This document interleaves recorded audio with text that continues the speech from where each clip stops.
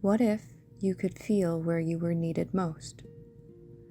Not where life would be the easiest, not where you were expected, not even where you wanted to be, but somewhere else. A place you've never seen, a town you've never heard of, people you've never met, and somehow you simply knew you were supposed to go. You wouldn't know why. You wouldn't know who needed you, only that something unfinished was quietly waiting. Maybe you'd ignore it. Maybe you'd convince yourself it was nothing. Or maybe, after enough times, you'd stop asking why and simply follow where it led. This is one possibility.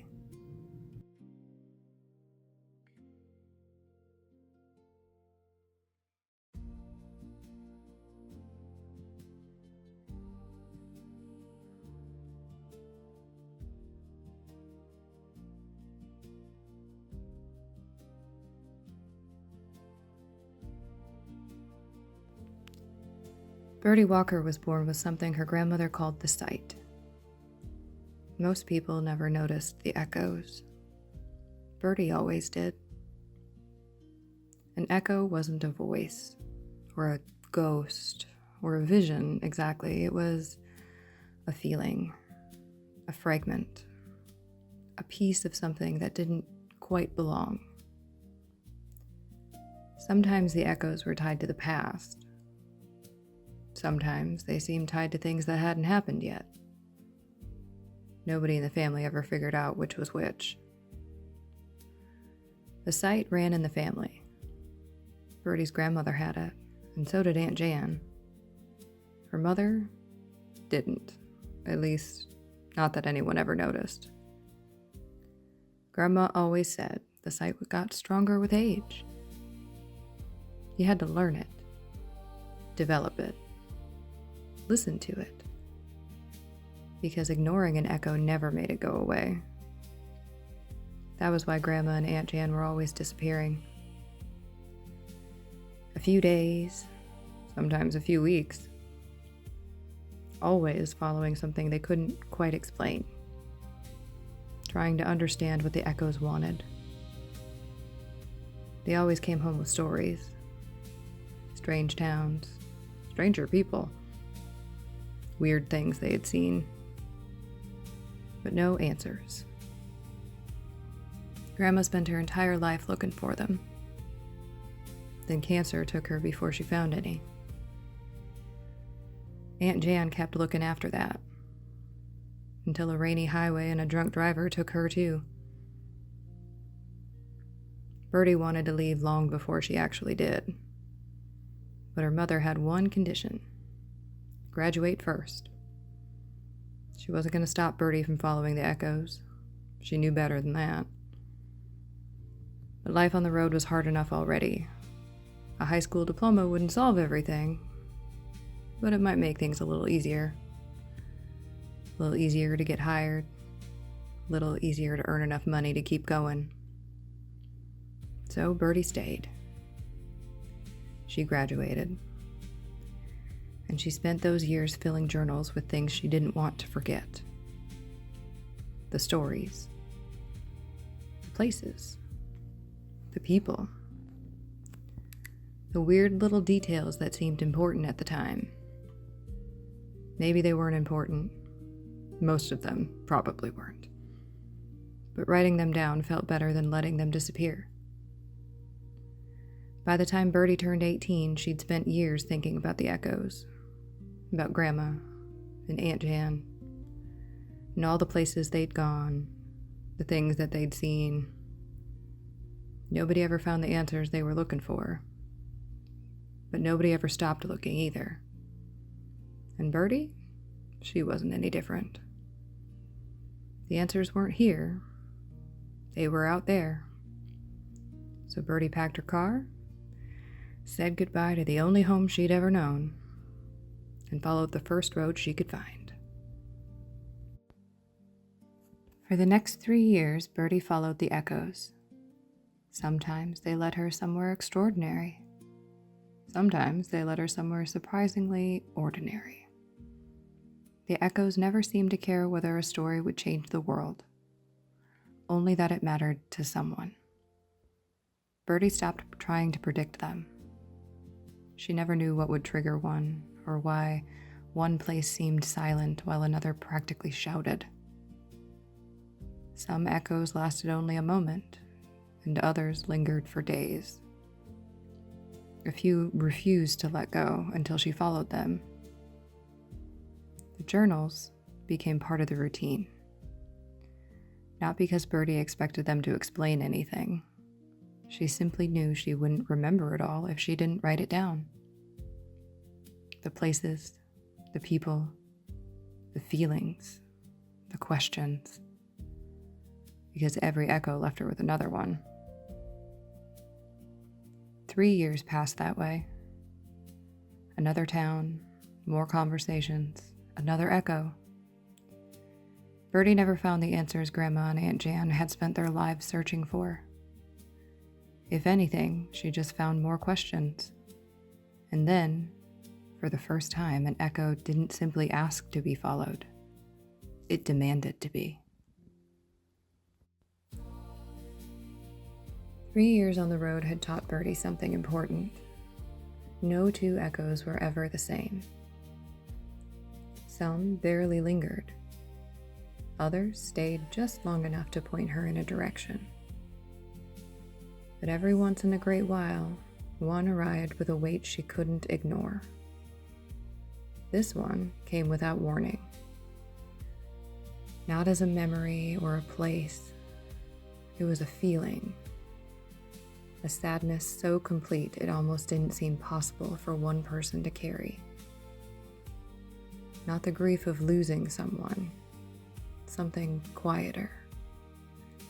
The ache of spending a lifetime trying and never believing you'd been enough. The sight rarely offered explanations, only fragments. This time it offered more than it ever had before. A face she'd never seen, a town she'd never visited, a weathered sign that read, Cedar Crossing, and one final glimpse, a document.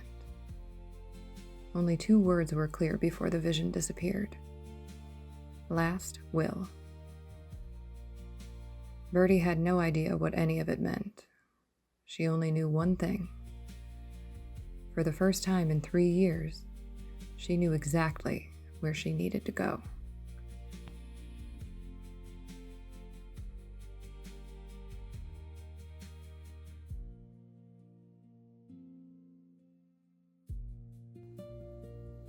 Birdie had learned a long time ago that finding work was usually the easy part. Staying in one place long enough to keep it, that was the challenge. Fortunately, diners didn't change much from one town to the next. The menus were familiar, the rhythm was familiar, even the people were familiar. Every town had its regulars, and every regular had a story. After a while, Birdie realized she didn't have to learn every diner from scratch.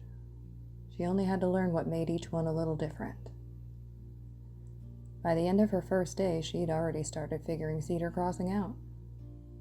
Miss Ellie taught at the local school. She loved books almost as much as she loved coffee, and somehow seemed perfectly content spending an afternoon surrounded by conversations she wasn't a part of. The town attorney? He stopped in every day for lunch. Same seat, same order. Birdie quietly filed that one away for tomorrow. Small towns had a way of sharing information before anyone realized they were doing it. Everyone knew everyone. Everyone knew everyone's family. And more often than not, everyone knew everyone else's business. Toward the end of the afternoon, another customer walked through the door. At first, Birdie couldn't place him. Then she remembered. From the echo. The young man carried the same quiet weight she'd felt in the vision. Birdie could usually fill silence with conversation. This time, she decided silence might be a better place to start. Instead of her usual cheerful introductions and easy small talk, Birdie waited. She let him decide how much conversation he wanted. Sometimes, the quickest way to earn someone's trust was to give them room to find it first. Birdie had learned that people rarely opened up all at once.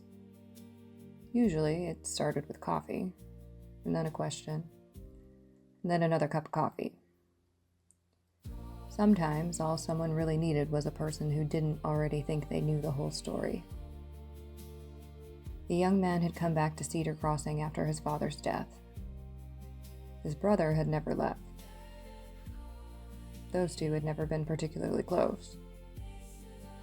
But now grief had given them something new to disagree about. His father had always insisted there was a will. He mentioned it often enough that no one questioned whether it existed. The problem was, no one could find it. They'd searched the house, every drawer, every cabinet, every box in the attic. Nothing. Birdie listened. She didn't offer advice. She didn't ask leading questions. She simply let him tell the story the way he needed to tell it. And the longer he talked about his father, about the will, about everything that still didn't make sense, the stronger the echo became. Not with another vision, not this time. Just the feeling. It was sharper, like the sight had quietly confirmed she was finally standing in the right place. She still had no idea what she was supposed to do, only that whatever had brought her to Cedar Crossing, she was getting closer to it. The young man didn't seem nearly as worried about the money, or the house, or even the inheritance. What troubled him most was the possibility that his father hadn't meant what he'd always said. That maybe his brother was right. Or worse, that his brother wasn't. Birdie listened. The story still felt unfinished.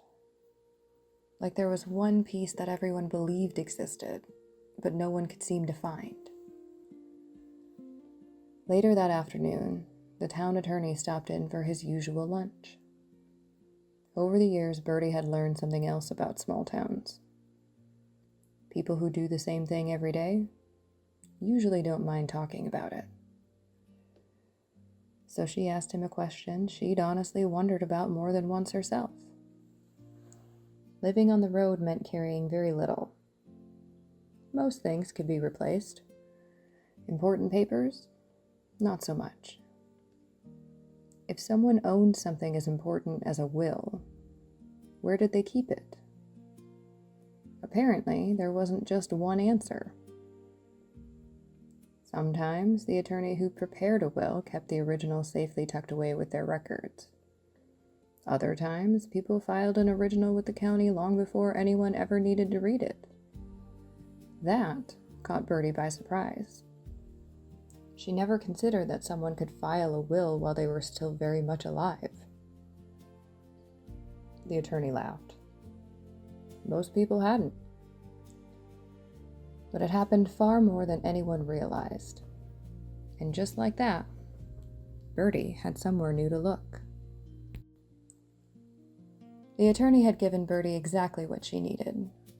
Not an answer, just a place to look. The courthouse wasn't much help at first.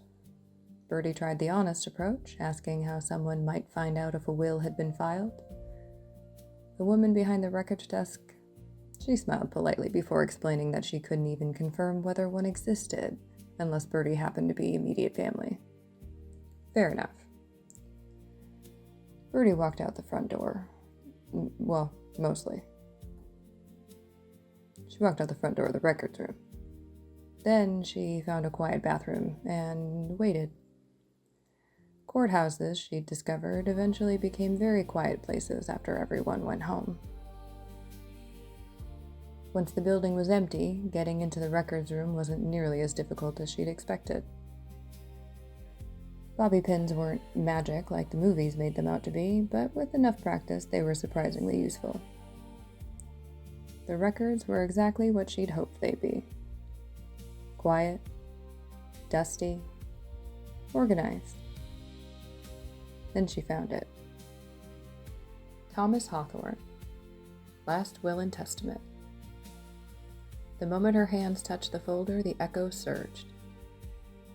Not another vision, just that familiar pull, stronger than ever. Whatever had brought her to Cedar Crossing, this was part of it. Birdie slid the will back exactly where she'd found it. Taking it would solve nothing. The document wasn't meant to be discovered by her. And really, how would she explain to anyone how she just happened to get a hold of the very important document that the brothers had spent weeks looking for? She just needed to figure out how to point the young man in the right direction. Sneaking out of the courthouse proved to be a little bit more complicated than she anticipated. As Birdie eased open the side door, she found herself staring directly at Miss Ellie. Worse yet, Miss Ellie had clearly noticed her. Birdie froze. Before either of them could say a word, Miss Ellie glanced past her, spotted the courthouse security guard making his rounds, and casually stepped into his path. She struck up a conversation as naturally as if she'd planned it all along, giving Birdie just enough time to get to the sidewalk unnoticed. Only then did Miss Ellie call after her. Birdie expected questions. Instead, she got an invitation to pie. Apparently, everything was better with pie. Birdie wasn't entirely convinced, and she tried to politely decline. It didn't work. A few minutes later, she found herself sitting at Miss Ellie's kitchen table with a slice of pie in front of her, wondering how she'd managed to lose an argument she hadn't even realized she was having. Miss Ellie? She wasn't so bad.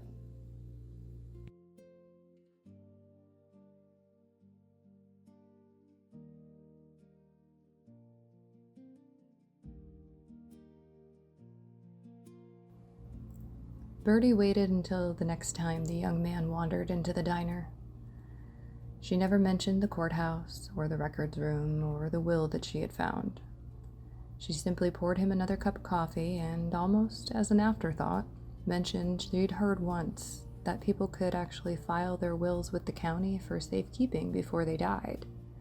And apparently it was more common than people realized. The young man stopped for a moment. He'd never heard of that. It wasn't proof of anything, but it was somewhere new to look. He thanked Birdie, finished his coffee, and headed straight for the courthouse. This time, the records clerk smiled when he explained who he was and whose will he was looking for. A few minutes later, she returned, carrying exactly what he'd been hoping existed all along. Thomas Hawthorne, Last Will and Testament. Just like his father had always said. Filed with the county. Birdie wasn't there to see him find it. She didn't need to be. By the time the young man unfolded the document in front of his older brother, the questions had already begun giving way to understanding. Their father hadn't changed his mind. He hadn't played favorites. He'd simply made sure his wishes would still be found, even if no one knew where to look. The young man stopped by the diner one more time before heading home. He looked different. Not happier exactly, just lighter. The weight he'd been carrying since arriving in Cedar Crossing had finally started to lift. He told Birdie they'd found the will exactly where she suggested they look. Filed with the county, just like she'd heard. Birdie smiled. She was genuinely happy for him. After he left, she finished her shift and wandered through town without much destination in mind. That's when she noticed it. Or rather, she noticed what wasn't there. The echo. For the first time since she'd arrived in Cedar Crossing, the feeling was completely gone. No pull, no quiet tug in the back of her mind, no sense that somewhere nearby something unfinished was waiting for her. Just silence. Birdie knew what that usually meant. Her part in the story was over. Soon it would be time to pack the car, find another highway, wait until the next echo found her. She'd done it dozens of times before, maybe hundreds. As she walked through the park, still turning that thought over in her mind, she heard a familiar voice call her name. Miss Ellie. She was carrying a picnic basket, a well-worn novel tucked beneath one arm, and announced she'd been planning to spend the afternoon reading beneath the trees. Then she invited Birdie to join her. Birdie gave the sort of polite excuse she'd perfected over the years of living on the road. Miss Ellie smiled and politely ignored it. Somehow, for the second time with Miss Ellie, Birdie found herself agreeing to something she'd been fairly certain she'd already declined. They spent the afternoon talking about books, small towns, favorite diners, and places worth seeing. Nothing particularly important, which Birdie was beginning to realize made it surprisingly important. At one point, they watched the Hawthorne brothers stroll through the park together. There was still awkwardness between them. Years of hurt don't disappear in a single afternoon. But they were talking, walking side by side. It looked like they were finally getting the chance to become brothers again. Birdie couldn't help but smile. Maybe sometimes people don't need someone to solve their problems. Maybe they just need someone to help them find the place where the answers have been waiting all along. The echo was gone. The reason Birdie had come to Cedar Crossing had been fulfilled. Normally, that would have been enough. She would have packed the car, picked a direction, and trusted the next echo to find her somewhere down the road. That's how she'd always lived. This time, she didn't. She stayed another day, and then another. Not because another echo had appeared, and not because there was another mystery to solve. Simply because she enjoyed Miss Ellie's company. The two of them settled into an easy sort of friendship. More coffee, more pie, long walks through town, quiet afternoons on Ellie's porch talking about absolutely nothing important. Birdie had never stayed somewhere just because she liked being there. She wasn't entirely sure what to make of that. One afternoon, Birdie finally asked the question she'd been carrying around ever since the courthouse. Why hadn't Miss Ellie ever asked what she was doing sneaking out of the side door? Birdie started trying to explain, but Miss Ellie smiled and gently interrupted. She said she'd learned a long time ago that people always have reasons for the things they do, and she never got the feeling Birdie had been trying to hurt anyone. Quite the opposite, actually. So she hadn't seen much point in asking. If Birdie ever wanted to tell her the whole story, she'd be happy to listen, but she wasn't going to demand it. Some things have a way of arriving exactly when they're supposed to. And some stories aren't ready to be told until they're ready to be heard. That answer settled something inside Birdie she hadn't realized was unsettled. For the first time in a very long while, someone had trusted her without first asking for an explanation. Eventually, though, the familiar restlessness returned. Not another echo, just the quiet feeling that it was time to see what waited beyond the next horizon. Birdie packed the car one more time. Miss Ellie stood on the porch and smiled. She told Birdie she ought to come back and visit sometime. Birdie looked toward the road and then back toward her friend. She smiled and answered with the only promise she knew how to make. Maybe. Months passed. Birdie followed another echo, and then another. Another small town, another story, another road stretching toward a horizon she'd never seen before. Life had returned to the way it always had been. Until one afternoon, a familiar sign appeared beside the highway. Cedar Crossing, 19 miles. Birdie wasn't headed there. In fact, she'd already planned to keep on driving straight. She smiled, checked the mirror, and turned on her signal. There wasn't an echo waiting for her, no quiet pull, no mystery asking to be solved. She'd simply finished helping somewhere else and realized she was close enough to stop by, just to say hello. The familiar streets welcomed her back like she'd never left. The old church, Main Street, the diner where she'd learned everyone's usual order. It all looked exactly the way she remembered. When she pulled into Miss Ellie's driveway, Birdie had barely stepped out of the car before the front door swung open. Miss Ellie folded her arms. She informed Birdie that she hadn't called, hadn't written, not even a postcard. She'd spent months wondering whether Birdie was all right. Birdie blinked. She was caught completely off guard. She reminded Miss Ellie that she'd been told to come back sometime, so here she was. Miss Ellie held that serious expression for another second, and then she laughed. The moment was over. She decided Birdie looked entirely too thin, which probably meant she'd been surviving on diner coffee and whatever happened to be within arm's reach of the highway. Fortunately, there was fresh pie waiting in the kitchen. Birdie couldn't help but laugh. Maybe Miss Ellie had been right all along. Everything really was better with pie. Birdie had spent years believing the echoes decided where she belonged. That afternoon, sitting across the table from her friend with a slice of pie in front of her, she realized something else. Sometimes you don't go back because something is calling you. Sometimes you go back because someone is calling you. And maybe that was every bit as important.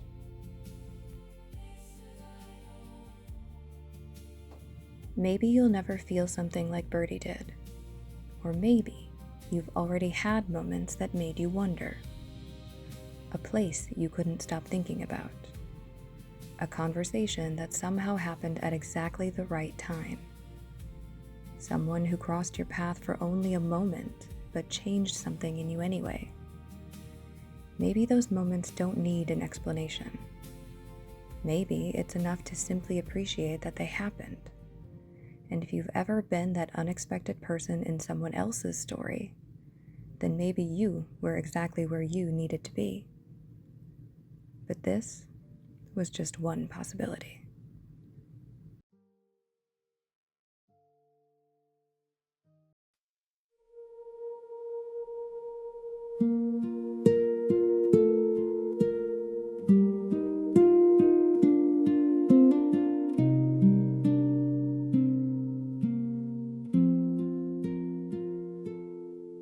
Quiet highways painted gold, two-lane roads and weathered signs, a screen door breathing in the wind, and a porch light on at 9. The diner's coffee cools to brown, faded